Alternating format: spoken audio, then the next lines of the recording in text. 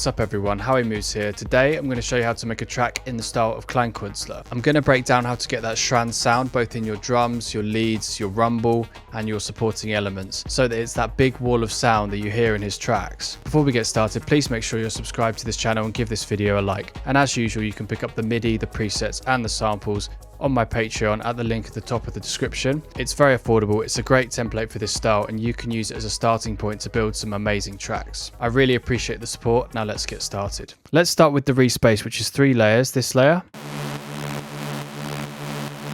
which is just a saw wave, 4 voices, 81% amount, and then this is second layer,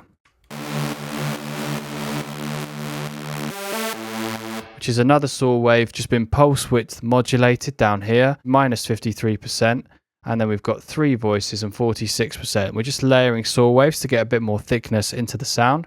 And then finally we've got this white noise layer,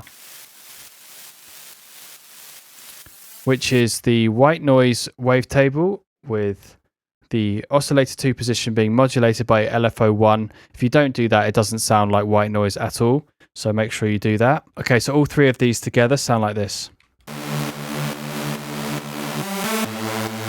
Okay, so what we've done to make this sound stronger is to reduce some of the low mids.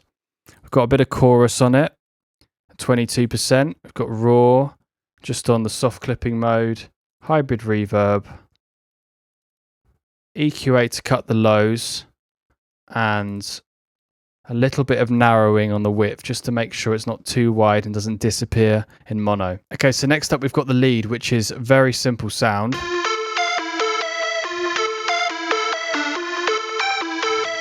It's basically a saw wave slash square wave, so it's somewhere almost exactly in the middle of the saw wave and square wave wavetable at 84%. You've got the amp envelope looking like that, a little bit of drop down, and the envelope 2 looking like that, dropping down even further. Okay, so in the matrix, we've also got the pitch being modulated by envelope 3, which is very, very fast, sort of shoot up and coming down of the envelope, and that is affecting the pitch. And if you take that away,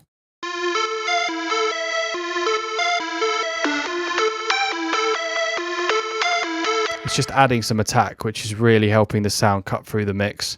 Got a little bit of chorus, which is actually a vibrato in this case. That's giving it some instability. We've got raw, again, soft clipper. Use it on a lot of stuff to give it that energy. Saturator, analog clip, a little bit more saturation. A chorus on 29% this time. Bit crushing, which really makes the sound a little bit rougher.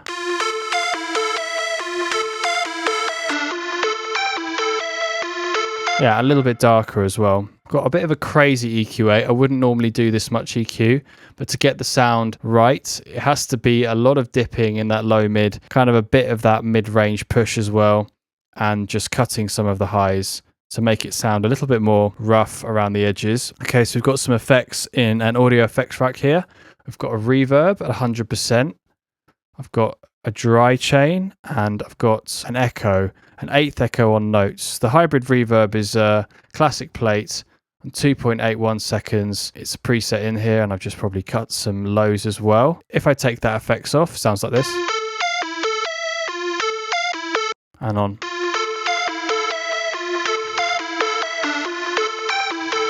This style often has quite a lot of effects because it's really meant to sound like an arena, you know, it's meant to be pushed back. So you've got to be careful you don't go too crazy because you can just completely lose all of the sounds, but you definitely need a decent amount of effects on your leads and bass, actually, on your Reese Bass.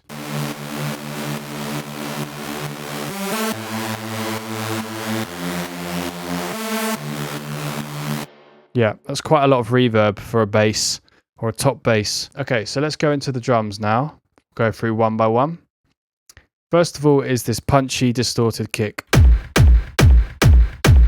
It doesn't feel like it's got that much low end, but it just sounded really close and really solid compared to the original. So the rumble is going to take up a lot of that low end.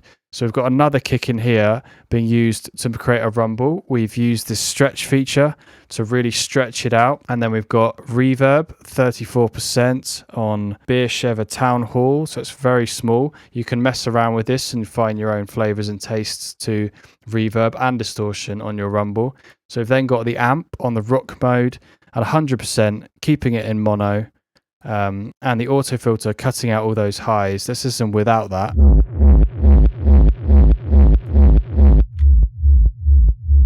So if you've got headphones on or are listening on good speakers, you should be able to hear that clearly. We've made it mono, and then we're using the auto pan tremolo for some side chaining.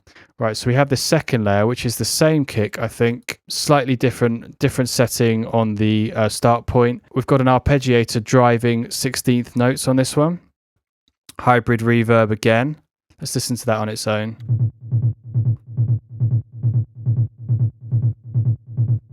So it's fairly subtle, but it's got some distortion, a different amp mode here on lead. And then we've got the lows cut out about 132 and the highs cut out at 330. That's just putting it just above the rumble. It's just making it a little bit more mid-rangey. And then we've got mono again and another auto pan. So let's listen to that kick and rumble together.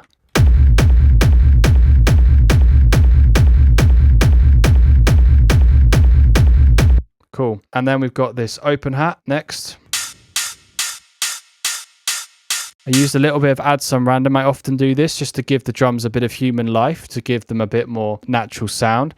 I've got a very distorted open hat. I've got these start and end points randomized as well, again to give it some more randomness. And then an EQ cutting out quite a lot of low mids here. Extra verb just to give it more ambience in the back of the track. Okay, so then this is percussion. Now this style has so much layering often. You have to be careful not to go crazy, but it has all these sort of mid-range sounds that build up in a really satisfying way when you use distortion, and I'll show you how to do that.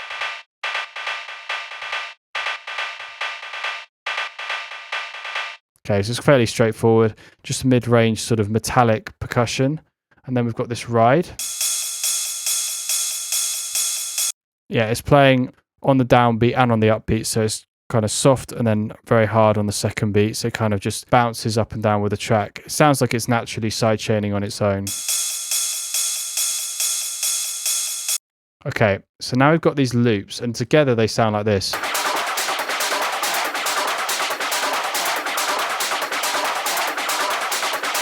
So that's really driving the track forward, and it's a lot of little bits of mid-range percussion generally, carefully selected so that the sounds sit together fairly well and aren't clashing completely. So there's this crowd shout, which is sort of a bit of a one-shot in here.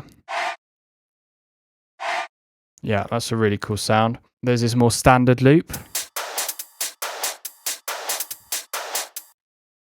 A couple more loops. Very sort of like bongo-y jungle sort of loop under there. And then electronic perk loop. I've got this closed hat as well, which is just sort of adding that final bit of energy, creating a fast 16th hat.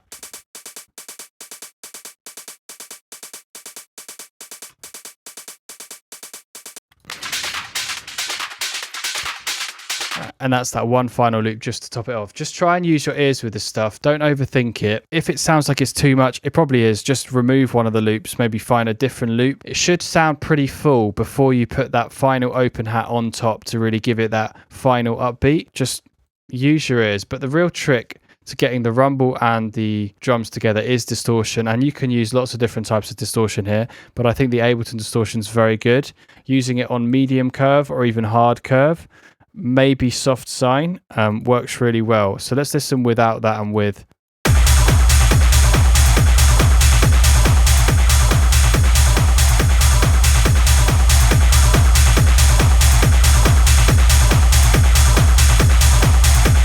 It really gives it that aggression. You need some distortion, some soft clipping, something to kind of squelch the kick, the rumble, and the hats and percussion together to make it kind of this powerful and not harsh wall of sound. Ironically, this actually can make it sound less harsh, not more harsh, which is amazing.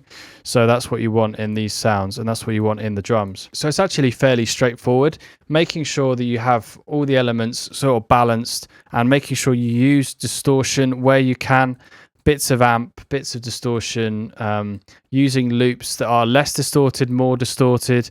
Don't always have to have everything distorted, just some things, you know, some things more solid, some things more distorted, making sure you give a bit of room for lead sounds, but you don't want to have too many lead sounds in this style. You normally want one or two, maybe a bass over the top of your rumble, and then one lead sound, one big lead sound, maybe a couple of stabs underneath as well. I think Klangkuenstler may have a stab underneath the original. He may have a little bit more going on, but I think this gets you very close, and you can actually use this template, create your own tracks. It should be a really good tool. If you'd like to grab this project, you can pick it up on my Patreon at the top of the description. All your support over there helps me continue doing these videos. You can also check out my brand new wavetable rave techno presets along with audio services, coaching and more at lawrecords.com. Thank you very much, and I'll see you in the next one.